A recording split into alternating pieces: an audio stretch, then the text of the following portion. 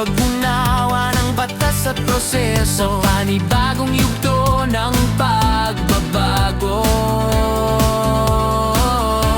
Republic Act 12009, gabay sa pagbabago. Hindi lang kaalaman ang aming dala, kami katiwala ng yaman ng bayan. Malasakit sa bawat Pilipino, integridad sa gawain ng gobyerno, husay sa propesyon at paglilingkod, mga trainers ng new government. Procurement Act, iisang layunin. Malasakit, integridad, husay para sa tapat at matalinong paggamit ng yaman ng bayan.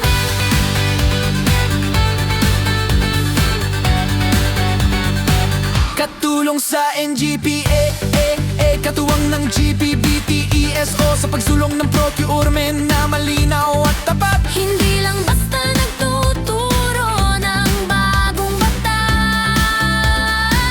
Kami tagapangalaga na ng tiwala ng sambayanan. Sa bawat training, sa bawat talakayan,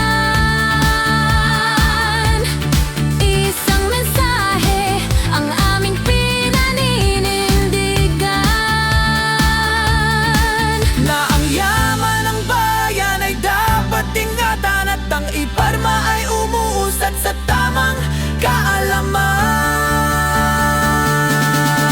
Malasakit sa bawat Pilipino, integridad sa gawain ng gobyerno, husay sa propesyon at paglilingkod, mga trainers ng new government. Procurement at iisang layunin. Malasakit, integridad, husay para sa tapat at matalinong paggamit ng yaman ng bayan. Kami ang mga GPPB recognized trainer, Katuwang sa perma, kaagapay sa serbisyo.